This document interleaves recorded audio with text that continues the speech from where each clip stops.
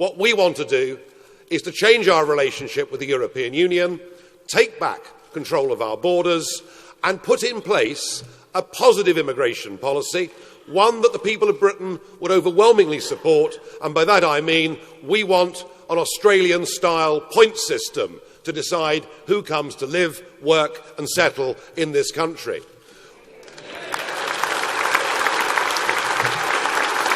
I think you only have to look at the tweet, and I won't name her because that would be really quite nasty, but a certain Labour MP put out a tweet of a chap with a white van and with a cross of St George outside his house, as if to say, look at these ghastly people. And there is too much of that, there is too much snobbery, and actually that's what it's about. It is London-based snobbery about the way ordinary folk feel.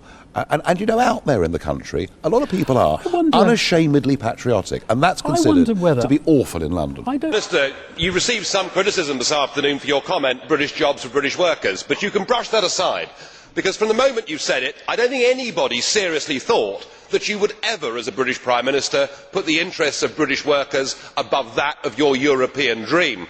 And my goodness me, you showed that this afternoon. New hospitals were built, but rather than going to borrow money, on the gilts market, in that horrible city place where they're all crooks and everything, and rather than doing that, what Labour did was to go to really rich people in private equity groups. So we borrowed 50 billion sterling to build new hospitals, which we built, and no question, but the repayments on that are 300 billion sterling. We have outsourced all sorts of contracts like cleaning of hospitals, and look at what the results have been. So my answer to the question is, in the short term, rather than outsourcing to the private sector the functions of the National Health Service, why don't we get a grip and run what we have better and do it ourselves and not make so much big cash for private equity?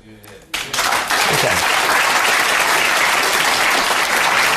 All over the world, since the beginning of time, people have made choices about who they want to be run by, who they want to be the leader of the pack, and what their territorial boundaries are. Mm-hmm. We've been doing it now for nearly 2 million years, and then along comes Clinton and Tony Blair, tries to reverse it, and what we're doing, actually, is we're returning to normality. Who in this world puts the interests of their next-door neighbour's family above the interest of theirs? We're asking to do what normal countries all over the world do.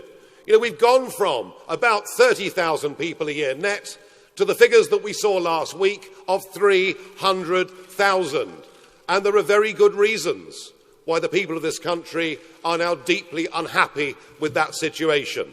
The impact on schools, the current accident and emergency crisis that we've seen this winter in our hospitals, the changes that have happened within our communities. And also, just think on this.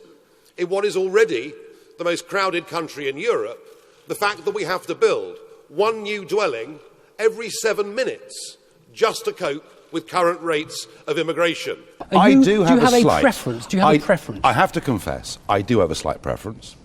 I do think, naturally, that people from India and Australia are in some ways more likely to speak English, understand common law and have a connection with this country than some people that come perhaps from countries that haven't fully recovered from being behind the Iron Curtain. But that's irrelevant. When you have an Australian-style point system, what you do is you take out of that all subjectivity and you look at things on a purely objective basis. So you don't give points for being Australian or points for being Judeo-Christian? No, you get points because you've got languages and skills.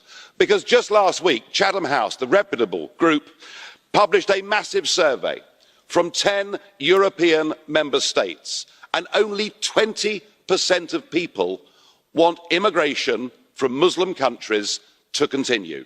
Just 20% want us to keep on allowing people in from Muslim countries, which means your voters have a harder line position on this than Donald Trump or myself or frankly any party sitting in this parliament. And we learn that 80% of those that are coming are not Syrian refugees. In fact, what you've done is to open the door to young, male, economic migrants, many of whom, I have to say, behave in a rather aggressive manner, quite the opposite to what you would ever expect to see from any refugee.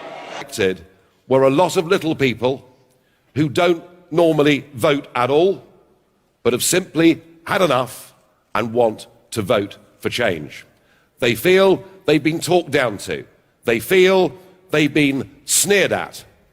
And I think what this conference needs to face up to is it's not just the political class that increasingly is treated with contempt by the broader public across the West.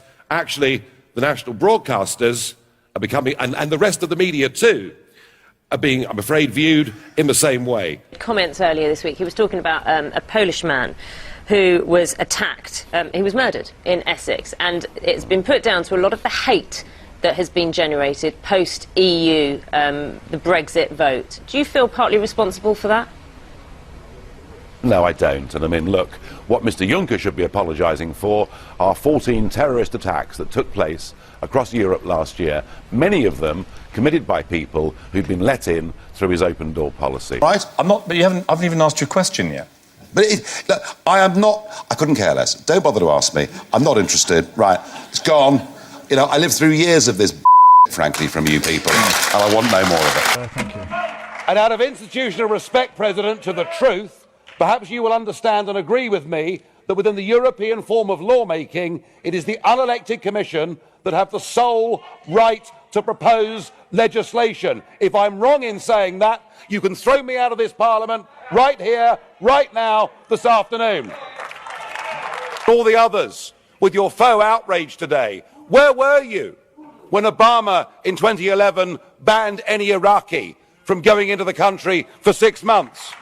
Why do I hear no criticism in this chamber or from the Commission of Saudi Arabia, Kuwait, Bahrain and others who refuse to take a single, not one, refugee or displaced person from Syria?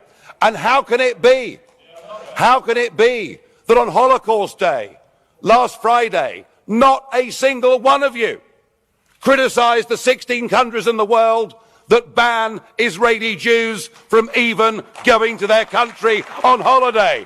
What is this hypocrisy? Well, that may be right amongst professional career politicians, but a clear majority of the British people want us to have friendship and free trade with the European Union, but do not want to be members of this political union. You cannot continue against public opinion to build this European Union. If you do it against the will of the people, you are storing up enormous social and political problems for the future. But would you accept a deal, perhaps in transitional arrangements and so on, 5-10 billion as part of the divorce settlement? All I know is we're paying in net £30 million every single day at the moment, £10 billion plus every year, and that's just our contribution at the moment. We are going to make a massive saving on this. The European question is one of them. We've shown with Brexit what is possible, and there are now many countries across the European Union seriously questioning their future in this project. They're a member of the European Union. The two are completely linked, you know that, and yet we never have that conversation. Are you saying we can leave that and stay part of the European Union? What I'm saying, Nigel, is that we need to take a sensible approach in looking at how we sort out our relationship. I feel like I'm attending a meeting of a religious sect here this morning. It's as if the global revolution of 2016, Brexit, Trump, the Italian rejection in the referendum has completely bypassed you. You can't face up to the fact that this bandwagon is going to roll across Europe in these elections in 2017. A lot of citizens now recognise this form of centralised government simply doesn't work. Whether it's the miseries inflicted upon a country like Greece by the euro, the unemployment caused by bad regulation, or the feeling that none of us are as safe in our cities because of the disastrous common asylum policy. This isn't a Europe of peace, it's a Europe of division, it's a Europe of disharmony, it's a Europe that is a recipe for resentment, and yet, faced with all this failure, both of you said the same thing today. You said Europe isn't working, so we must have more Europe, more of the same failing. Well, there is, I think, a bright star on the horizon. It's called the British referendum. And given that none of you want to concede Britain the ability to take back control of our own borders, a Brexit now looks more likely than at any point in modern time. And I hope and pray that Britain voting to leave the European Union will be the beginning of the end of a project, however noble its original intentions, has gone rotten.